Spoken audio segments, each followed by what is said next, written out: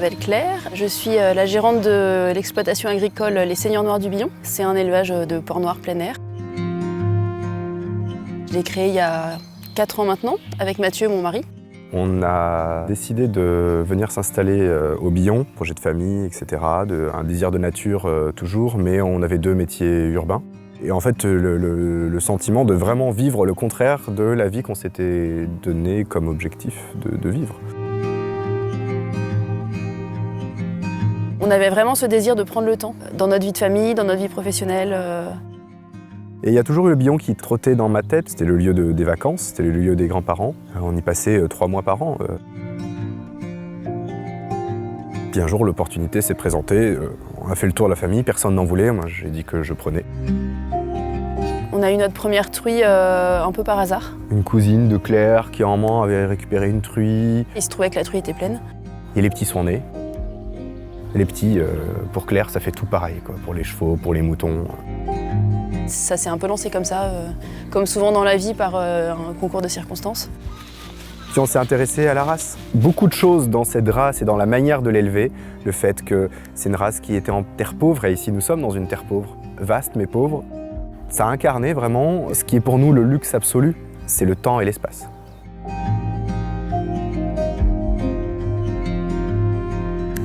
Je pense pas qu'on aurait pensé à ça un jour, et si on y avait pensé, je pense pas qu'on l'aurait fait. Et on est certain qu'il faut prendre du temps pour la qualité. Et ça nous convenait, parce que nous, on avait décidé justement de ne plus être dans la course, mais de prendre le temps, et la qualité, elle est vraiment au rendez-vous. Alors le porc gascon, c'est vraiment une race locale du sud-ouest, très rustique, très ancienne. Comme toutes les races anciennes, c'est des croissances lentes, elles ne sont pas sur la performance. Donc nous, on a eu à cœur de ne pas faire de croisement pour avoir du gascon pur. C'est quand même un animal extrêmement sympathique. Aussi des cochons très affectueux, placides, il n'y a aucun problème de bagarre entre eux dans les parcs, c'est une race tranquille. Les porcs noirs, il faut l'alimenter, c'est pas la même nourriture qu'on peut donner avec les cochons classiques. Ceux qui peuvent être très vifs, comme toutes les races à performance.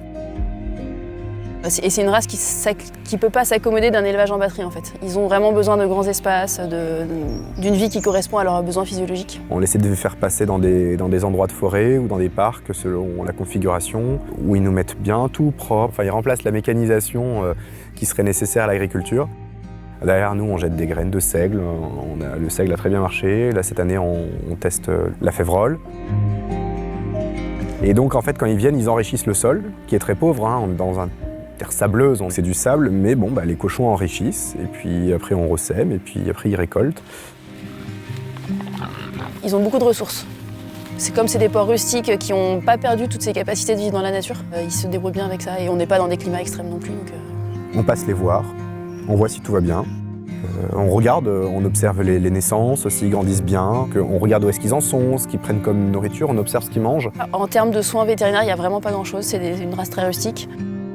Ils ont réussi à tout trouver dans la nature, c'est-à-dire qu'on n'a jamais eu à leur donner un médicament. Aucun traitement préventif, pas de vaccin, pas d'antibiotiques. On fait partie un peu aussi toute une génération qui a vraiment fait le choix de la campagne, soit par racine, soit par retour aux sources. On voulait vraiment mettre en cohérence le fait d'habiter ici, le fait de générer une activité sur place, une activité qualitative, aussi bien pour nous que pour les futurs consommateurs et pour les animaux. On a envie de prendre le temps, de ne pas travailler 10 ou 12 heures par jour, parce qu'on n'est plus dans le discours, mais tous les jours on est dans la contemplation.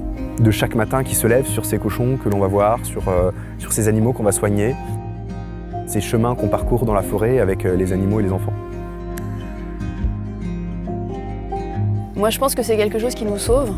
J'ai vraiment besoin d'agir beaucoup, d'être dans l'action, je suis un peu hyperactive et je peux facilement me disperser. Et je pense que ça me sauve dans le sens où je ne peux pas m'échapper dans une frénésie comme ça qu'on a vite tendance à prendre à notre époque.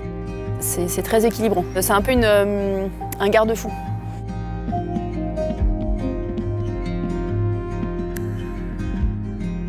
De toujours, ici, il y a eu les pèlerins.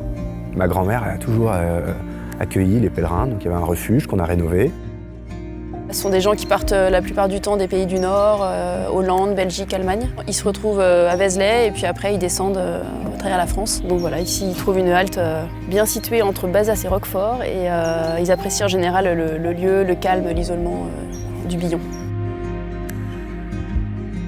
On se met humblement au service du lieu qui nous a été donné d'avoir en gestion. Cette notion de se mettre au service et de faire quelque chose de beau du lopin de terre qui nous est donné, ça me donne une paix totale.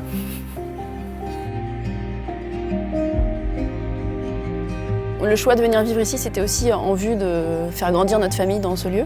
On a vraiment à cœur de transmettre à nos enfants cette vie-là dans la nature. Même si c'est pas forcément le choix qu'ils font plus tard, mais en tout cas, qu'ils sachent ce que c'est et qu'ils sachent aussi qu'ils peuvent y revenir.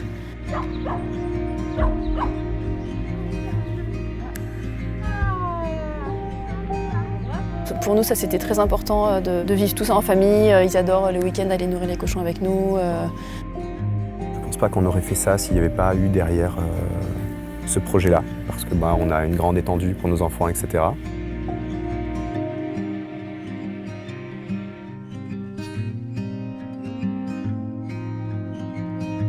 C'est une volonté de retour aux sources, on va dire, une volonté d'enracinement. Enfin, c'est une super école parce que la nature, parfois, ça laisse pas tellement le choix, quoi. Il faut y aller s'il pleut, il faut se lever. Et je pense que même si un jour ils vivent autre chose, ils auront quand même ça en eux, ancré. Le monde de la consommation nous a un petit peu déviés de la nature, qui fait qu'à un moment, quand on a soigné un animal, quand on a soigné une terre, on ne peut pas être dans toujours le plus de consommation et puis je m'en fous, je paye et puis c'est pas cher, je peux en prendre plus, je peux jeter. Parce qu'en fait, on s'abîme quand on fait ça. On abîme notre rapport à la nature, notre rapport à nous-mêmes. Et donc, on avait vraiment besoin de rentrer dans quelque chose qui a du sens du début jusqu'à la fin. On est totalement en accord.